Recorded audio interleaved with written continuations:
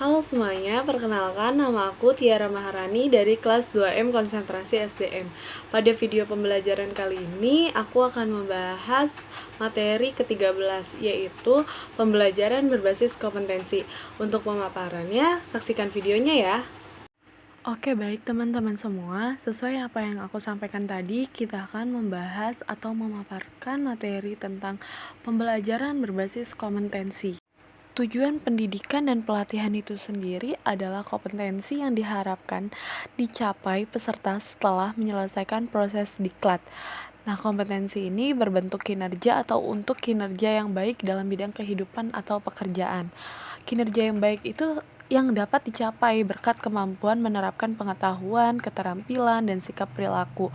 Nah, bila digambarkan hubungan antar kompetensi, kemampuan, dan pengetahuan tampak sebagai gambar yang ada di PowerPoint yang ditampilkan. Selanjutnya, kurikulum berbasis kompetensi. Kurikulum berbasis kompetensi adalah kurikulum yang ditujukan untuk menciptakan tamatan yang kompeten dan cerdas dalam membangun identitas budaya dan bangsanya.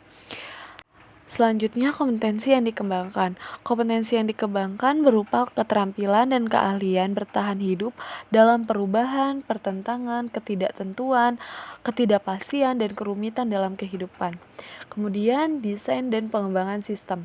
Nah, desain dan pengembangan sistem pembelajaran dengan seluruh komponen di dalam harus difokuskan pada tujuan pembelajaran yang berisi kompetensi.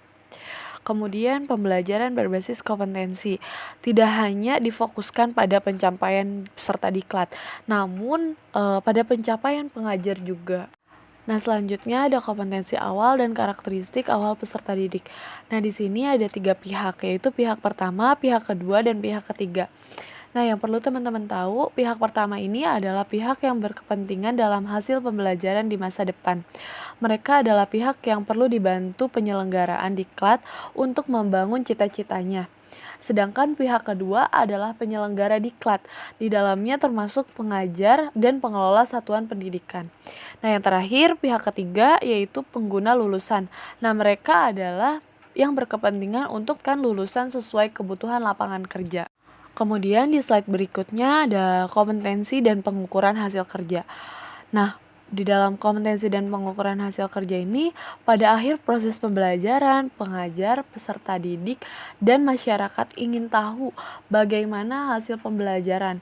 Pendesain pembelajaran perlu membuat alat pengukuran yang dapat mengukur kompetensi yang dimaksud dalam tujuan pembelajaran. Nah, alat ukur yang dinyatakan valid dan alat ukur yang dapat mengukur sesuatu yang seharusnya diukur atau reliable. Slide selanjutnya ada hubungan kompetensi dan strategi pembelajaran. Nah, di sini bisa teman-teman lihat, pendesain pembelajaran diharapkan dapat melaksanakan kegiatannya secara bertahap, yaitu yang pertama, menentukan tahapan dan langkah kegiatan pembelajaran dengan urutan isi yang diarahkan pada pencapaian kompetensi. Demikian pula pada saat penentukan metode, media, alat, dan alokasi waktu harus mempertimbangkan kesesuaian unsur dalam strategi instruksional dengan kompetensi dalam tujuan pembelajaran. Kedua, pengajar melaksanakan rencana strategi pembelajaran yang telah disusun dengan memasukkan upaya pemberian motivasi sepanjang proses pembelajaran agar peserta didik memfokuskan perhatiannya pada seluruh pembelajaran. Nah, upaya ini pemberian motivasi berupa pemberian pujian, penguatan, pemberian latihan relevan, dan menanamkan keyakinan kepada peserta didik bahwa mereka secara bertahap akan berhasil mencapai kompetensi yang ada pada tujuan pembelajaran. Kemudian selanjutnya ada hubungan kompetensi dan pengajar atau fasilitator.